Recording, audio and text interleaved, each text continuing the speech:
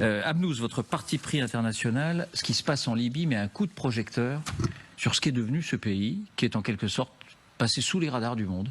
On ne sait plus ce qu'est la Libye. On ne sait plus ce qui s'y passe. La Libye, c'est vraiment état fantôme. C'est que la Libye n'existe plus depuis 2011. Donc, en l'espace de quelques heures est tombé l'équivalent d'1 an et demi de pluie. Donc, digues, ponts, immeubles, tout ça a été emporté. C'est du côté de Derna, comme vous le voyez vous voyez les images sur la carte. On en reviendra sur la carte.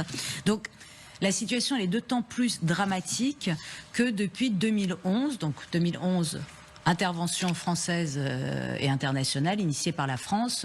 Mouammar Kadhafi, qui était en poste depuis 69, tombe et meurt.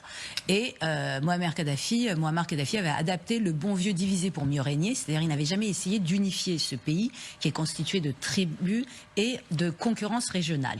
Donc évidemment qu'à sa disparition, toutes ces ethnies, ces régions qui se détestaient, se sont formées en milices et depuis elles tiennent. Non mais ils tiennent, mais c'est encore pire que ça.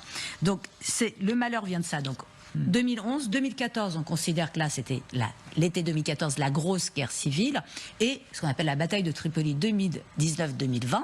Et depuis, les instances internationales, dont l'ONU, considèrent que le cessez-le-feu d'octobre 2020, suivi quand même à l'été 2022 par la réouverture des sites d'hydrocarbures, et ça fait la paix. Et pas du tout. Alors je vais vous donner un exemple très simple pour illustrer ce que je vous dis, parce qu'il y a l'Est et l'Ouest, je vais revenir dessus, qui se bastonnent, mais même à l'intérieur des deux régions, ça se bastonne. Par exemple, cet été, mi-août, vous avez à Tripoli, banlieue sud-est de Tripoli, vous avez la brigade 444, donc une milice qui dépend du ministère de la Défense, qui pendant 72 heures, à coups d'armes lourdes, s'est mis sur la gueule face à la brigade Al-Rada, pareil, une milice qui, elle, fait la police à Tripoli. Personne n'a décidé qu'elle faisait la police. Elle a décidé qu'elle faisait la police, elle fait la police. 72 heures, 55 morts et 234 familles évacuées. C'est du délire, c'est ça. La Libye, c'est ça, et ça se reproduit toutes les semaines. Donc pour la paix, on repassera. Donc qu'est-ce qui se passe? Regardez cette carte. Alors déjà, vous voyez tous les voisins, vous voyez à quel point c'est tendu. Vous avez d'un côté l'Ouest, qu'on appelle la Tripolitaine, capitale Tripoli, reconnue par les instances, quasiment toutes les instances internationales, fermement soutenue par la Turquie et le Qatar, avec à sa tête Abdelhamid Beiba, chef du gouvernement d'union nationale. Et tout ça est redondant dans tous les sens, et il y a union, rien du tout.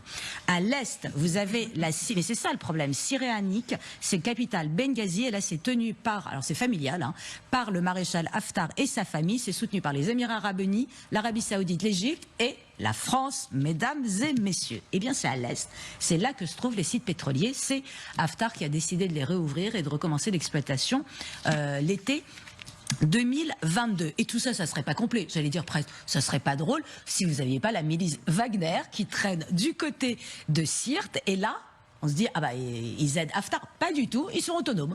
Alors ils traînent, mais vraiment, je n'ai pas d'autres mots, à côté des sites pétroliers les plus juteux, mais personne ne les contrôle.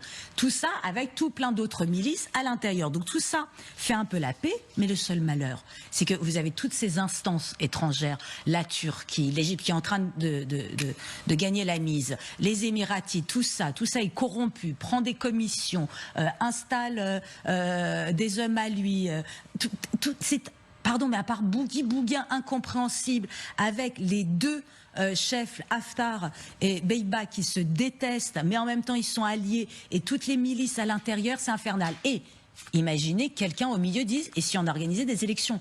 L'ONU n'ose même pas prononcer le terme élection. Pourquoi? Parce que Saïf al-Islam Kadhafi, l'un des fils de Kadhafi, il est en odeur de sainteté auprès de la population.